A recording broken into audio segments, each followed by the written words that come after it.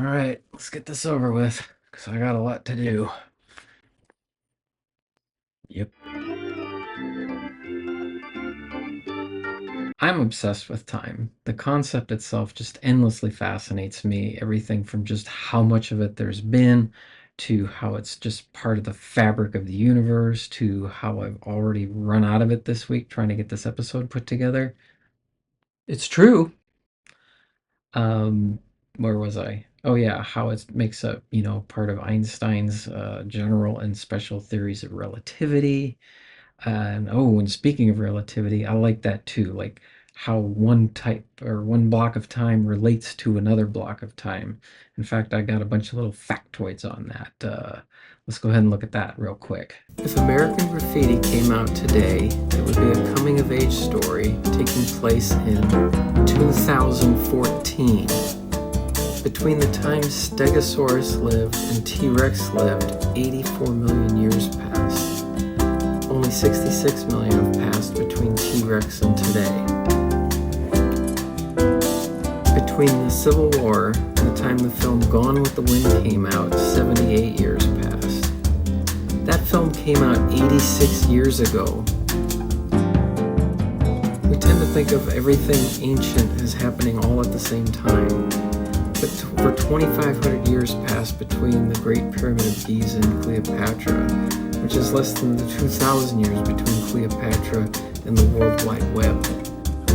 Yeah, we're not even going to talk about this one. The last episode of The Brady Bunch aired on March 8, 1974.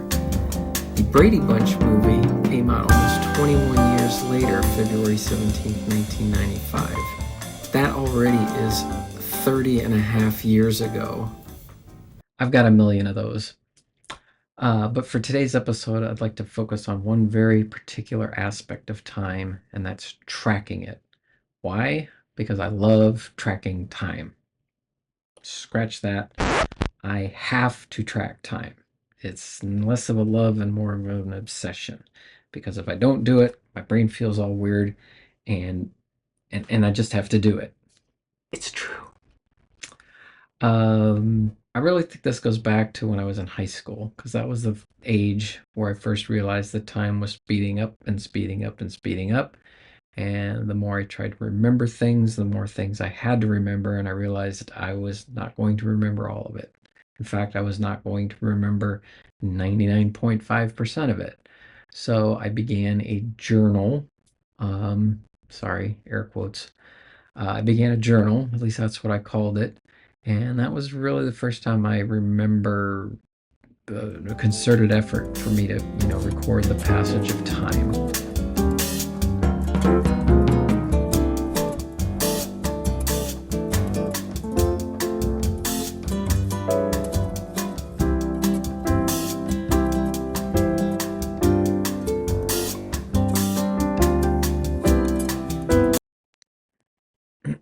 So fast forward to 1998. At this point, I'm really feeling the need to start keeping track of all the time that I'm spending on all my projects at work.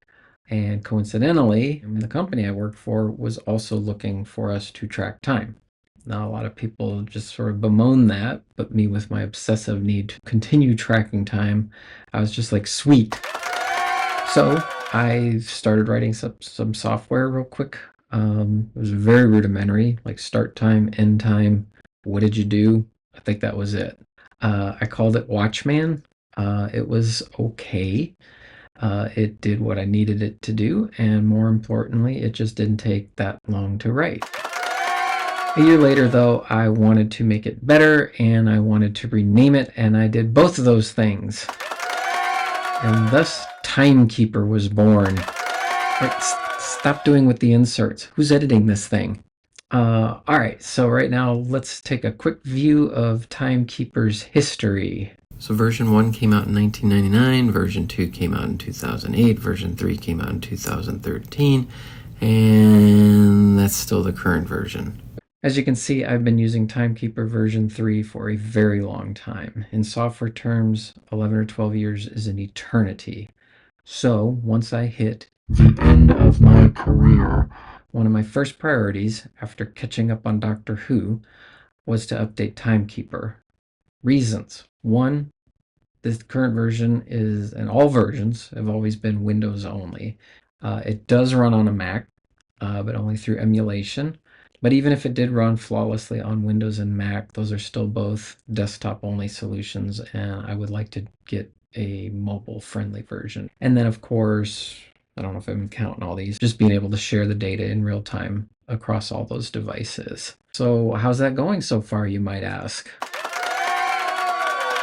It's been tough. I've been changing my mind a lot on the tech stack, though the decision to go multi-platform with real-time data sharing between devices has finally pushed me over the edge into web development technology, which means my own priorities have shifted from the front end, from designing the UI and blah, blah, blah, into the back end, which is two things: building a RESTful API and a centralized MySQL database for the data.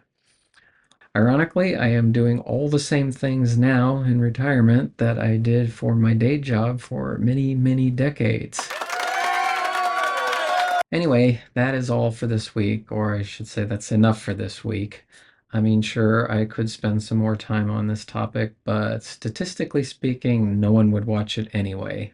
I know. I'm not a YouTuber and I have no plans to be. I'm primarily, well, exclusively making these videos for my own mental well-being.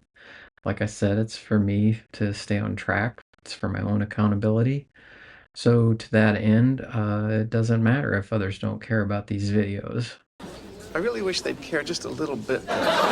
Anyway, that's it for this week. I am still workshopping my sign-off line. I do not have one. Maybe I'll have one next week. Maybe.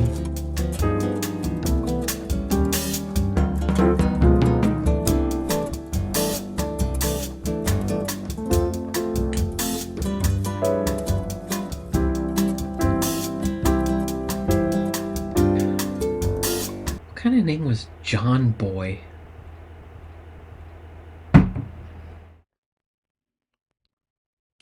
And we're clear.